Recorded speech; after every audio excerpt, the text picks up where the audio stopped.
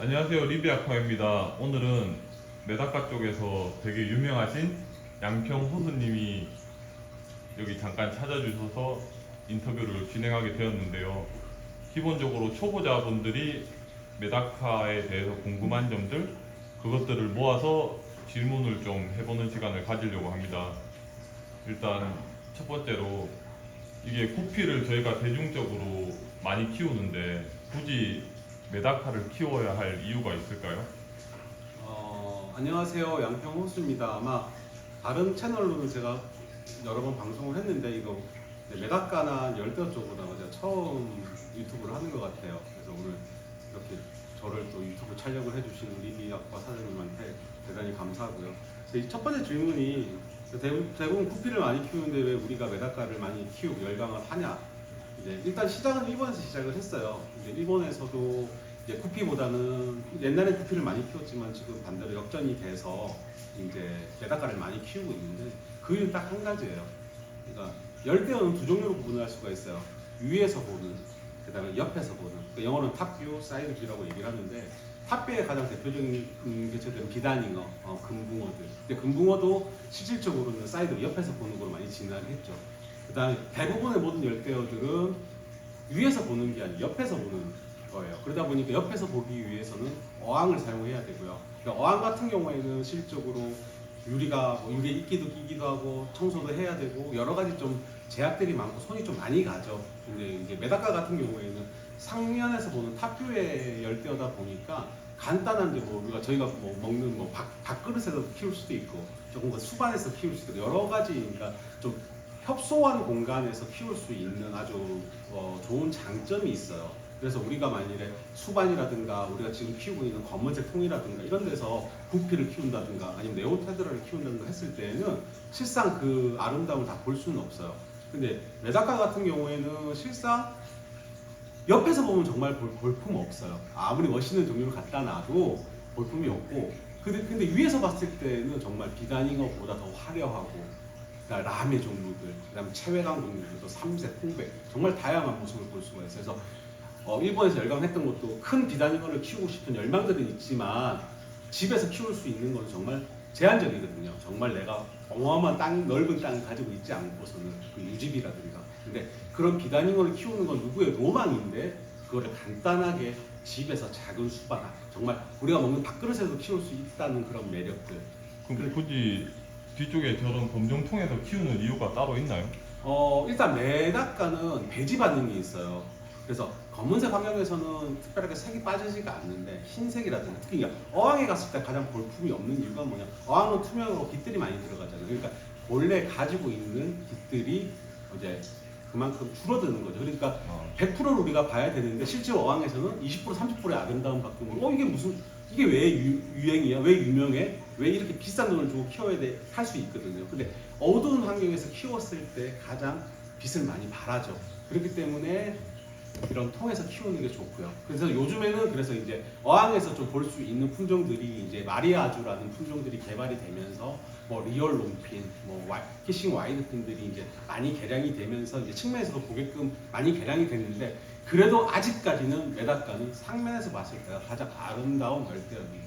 그러면 이거 메다카를 키울 때 구피 같은 거보다 환수를 좀 덜 한다던가 그리고 키울 때 조금 더 편한 점이 있을까요? 그러니까 메다카는 일단은 실질적으로 구피도 마찬가지고 메다카도 마찬가지고 실질적으로 이제 1급수가 아닌 뭐 3급수 정도 좀 물 웅덩이 같은 데서 자라고 하는 아이들이다 보니까 실상 좀 수질의 변화라든가 이런 것들 내가 뭐 물을 좀 오래 갈지 못한다고 했을 때 이럴 때는 다른 열대어에 비해서 굉장히 강한 부분이 있어요. 그런데 그게 강하다고 해서 내가 너무 과하게 먹이를 줘서 물이 빨리 부패를 했다 이랬을 때는 강하고 안 강하고가 중요한 게 아니에요. 그러니까 적당한 관리를 했을 때 다른 열대어에 비해서 물갈이 횟수라든가 여가 능력이 좀 부족하더라도 잘 클 수 있다는 장점이 있는 거지. 그렇다 보니까 다른 열대보다 강하다는 거지. 절대 어느 정도 범위가 넘었을 때는 어떤 열대든지 똑같이 뭐 폐사를 한다든가 아니면 병이 걸릴 수 있기 때문에 하지만 그 폭이 다른 열대보다 좀 더 넓어서 키우기가 좋다라고 표현을 할 수가 있겠죠. 메다카를 키울 때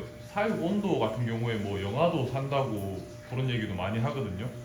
그게 굉장히 좀 와전된 얘기예요. 일본 같은 경우에는 솔직히 오사카에도 메다카 전문 브리더가 잘 없으세요. 대부분 남쪽 규슈 쪽, 뭐 시코쿠섬 이런 데 쪽에 있는데 거기는 실질적으로 겨울에 제가 방문을 해보면 영하로 떨어지는 날들이 많지가 않아요. 근데 이제 솔직히 부산이랑 후쿠시 뭐그 규슈 쪽 이쪽 지방이랑 날씨는 완전히 틀려요. 예. 그러니까 규슈 이런 쪽도 가면 겨울에도 꽃이 피기도 하거든요. 일본에 우리 리비 알카님도 굉장히 오래 계셨지고 하지만 예. 사람들 오사카도 꽃이 피는데 오사카조차도 추워서 메다카를 키우지 않고 규슈 시코쿠섬도 굉장히 따뜻하지만 그 친구들은 다 비닐하우스 안에서 월동을 시켜요. 그러니까 저희가 지금 뭐 겨울에 얼음 밑에서 살 수가 있다. 물론 살 수가 있죠. 하지만 봄이 됐을 때 그 데미지로 인해서 대량 폐사가 많이 나타나거든요. 그래서 온도는 영하가 떨어지는 게 절대 좋지가 못해요. 하지만 우리가 살고 있는 실온도들, 뭐 보통 가정집들은 보통 20도, 25도 정도를 하고 있잖아요. 그러면 어항물이 만약 15도 정도를 만일에 실내 온도로 했을 때는 어항물은 한 2, 3도 내지 많게는 5도 정도를 떨어진다고 보면 한 10도 정도. 그 정도에서는 아무런 문제 없이, 그러니까 히터 없이 클 수가 있죠. 그럼 생존만 가능하다는 거네요. 그렇죠.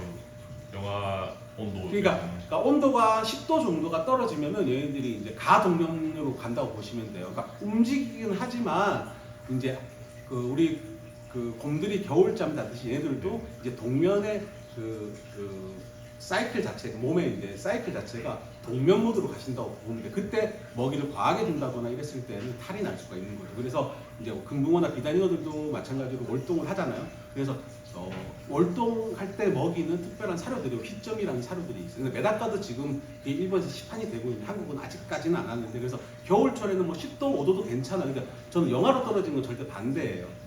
동면시에도 먹이를 먹는다는 거네요. 그렇죠. 동면시에도 먹어요. 그래서 아예 주지는 하면 안 되는 거고 날이 좋았을 때, 그러니까 비단잉어를 기준으로 했을 때 영하로 막 이렇게 갔다가 이제 영상으로 올라가고 그래서 2, 3일 영상으로 오는 그럴 때 이제 그런 특수한 성분이 획점을 줘서 이제 어느 정도의 체력을 보충시켜주는 정도지 아예 굶기면은 살 수가 없어요. 그래서 북극곰도 마찬가지야. 북극곰이 아닌 곰들도 보면 겨울잠 되게 많이 먹어서 비대해졌다 겨울 되면 하듯이 메다카도 마찬가지예요. 그럼 생존력 같은 게 기본 다른 구피나 이런 거에 비해서 강하다고 봐야 될까요? 강하다고 봐야죠. 강하다고 봐야 되는데 실상 지금 메다카를 키우시는 분들 특징들이 뭐냐면 이제 트로피칼 이런 검은색 통에 실질적으로 마리수가 굉장히 많아요. 그 다음에 구피 이런 것들은 저희가 뭐 저면 여간이 여러 가지 여과에 굉장히 좀 많이 그러니까 치중을 하고 그거에 대해서 여가력을 굉장히 좋게 하려고 많이 노력을 하죠. 근데 메다카는 반대로 여가를 별로 안 하시려고 해요. 그러다 보니까 여가는 안 되는데 이런 통에 들어있는 키우는 마리수가 많다 보면은 그것도 결국 바람직하지가 못해요. 근데 많이 키우기 위해서는 그만큼 여가력이 받쳐줘야 되는 거예요.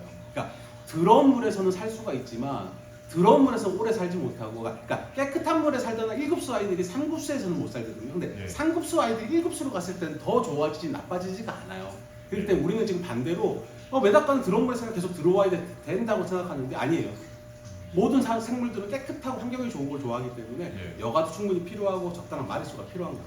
마지막으로 메다카 수명은 어느 정도라고 봐야 될까요? 메다카 수명은 막 너무 번식에 열중하지 않으면서 그냥 관상적으로 이렇게 한다고 모든 열대들이 다 마찬가지일 거예요. 뭐 그렇게 하게 되면 뭐 일본에서는 막 3년까지도 큰다고 얘기를 하고 저는 한 1년 반 정도까지도 키워도 봤어요. 그래서 메다카 소형 열대도 구피도 마찬가지고 뭐 1년 정도 내외가 되지 않을까라고 생각하는데 환경마다 틀리지만 한 1년 정도 생각하시면 될 것 같아요. 오늘 일단 답변 감사드리고요. 초보분들 많은 도움 되셨으면 좋겠습니다. 다음에 또 기회 되면 제가 또 이런 영상을 좀 찍어서 같이 리비 아빠랑 같이 찍어서 좀 올리도록 하겠습니다.